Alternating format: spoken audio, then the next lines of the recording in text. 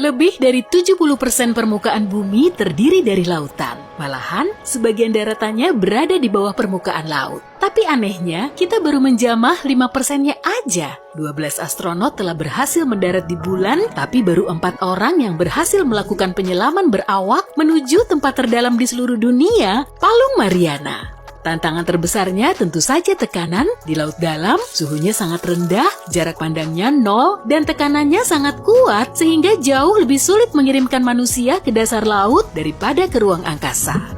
Meski gak kasat mata, tekanan udara bisa menghimpit tubuh kita hingga sekuat seratusan gajah dewasa atau 50 pesawat jumbo jet yang menimpa kepala kita. Tekanan di dalam air 1000 kali lebih kuat daripada di darat. Sedangkan di ruang angkasa, tekanannya bisa turun sampai 0 saat kita melewati atmosfer bumi. Para ahli telah memetakan planet, tapi sampai sejauh ini mereka belum bisa memetakan dasar laut. Laut nggak bisa dipetakan dengan metode gelombang radio seperti halnya ruang angkasa, karena di situ terdapat triliunan liter air sebagai penghalang.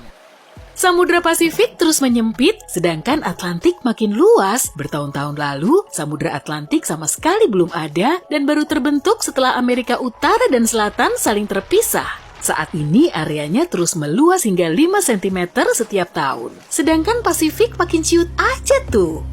Laut juga punya suara khas yang disebut bloop. Suara kuat berfrekuensi rendah ini bisa bikin kita langsung ngacir. Para ahli mendeteksi suara bloop pada tahun 1997, tapi setelah beberapa tahun diteliti lagi, ternyata bunyi ini berasal dari retakan gunung es yang menjauhi gletser.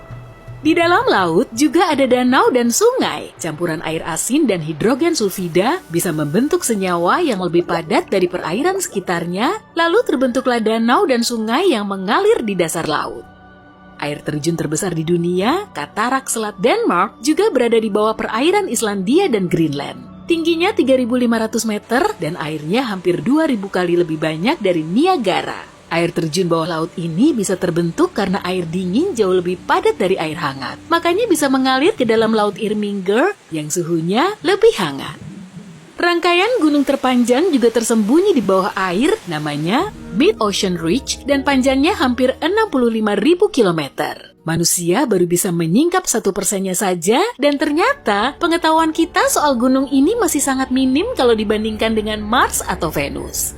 Challenger Deep, bagian terdalam dari Palung Mariana, adalah jurang kecil yang berada di kedalaman 11.000 meter. Kalau dimasukkan ke Challenger Deep, puncak Everest nggak akan kelihatan dari permukaan air, malahan selisihnya masih terpaut 2 kilometer.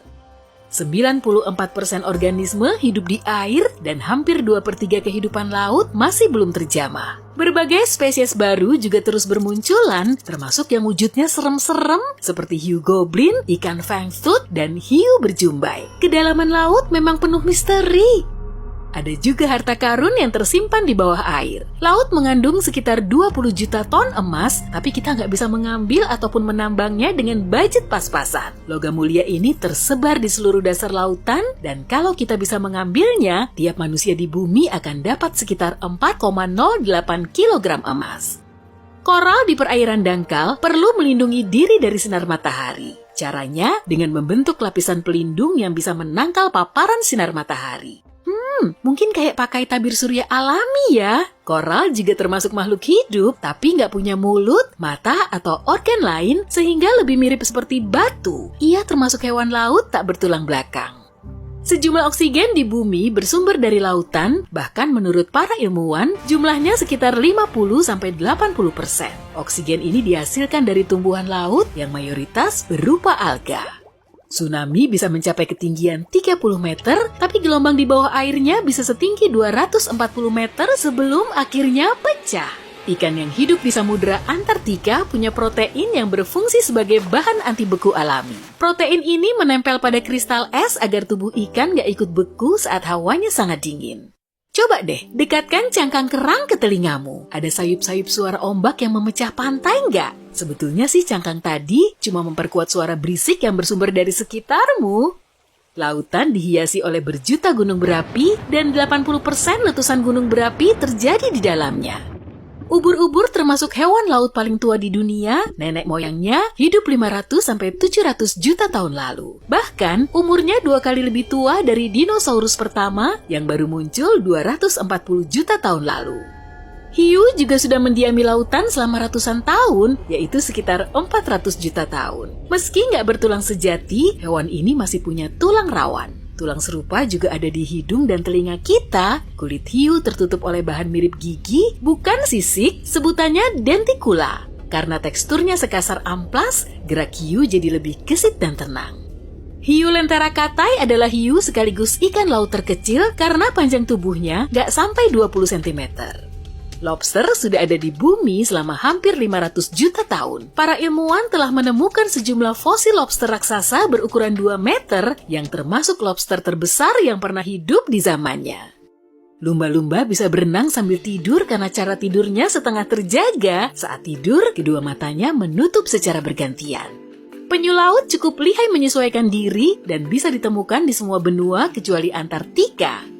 Gurita termasuk hewan laut unik karena berdarah biru, punya 3 jantung, dan 9 otak. Otak pusatnya 1 dan 8 lainnya tersebar di lengan, dan lengan gurita juga bisa tumbuh lagi setelah 100 hari. Spons laut nggak punya kepala, mata, mulut, tulang, paru-paru, jantung, dan otak, tapi tetap digolongkan sebagai makhluk hidup. Meski nggak mirip ikan, kuda laut termasuk ikan loh. Hewan ini nggak punya perut maupun gigi. Sistem pencernaannya super ngebut, sehingga ia harus selalu makan agar tetap hidup. Setiap harinya, ia bisa menghabiskan sampai 3.000 udang laut.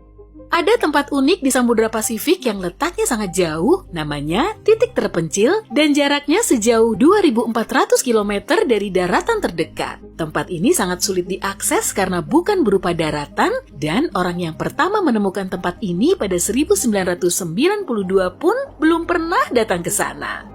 Lautan nggak disambar petir sesering daratan, tapi saat ada sambaran petir, akibatnya akan jauh lebih parah. Karena air termasuk penghantar listrik, akibatnya petir akan langsung menyebar ke seluruh lautan.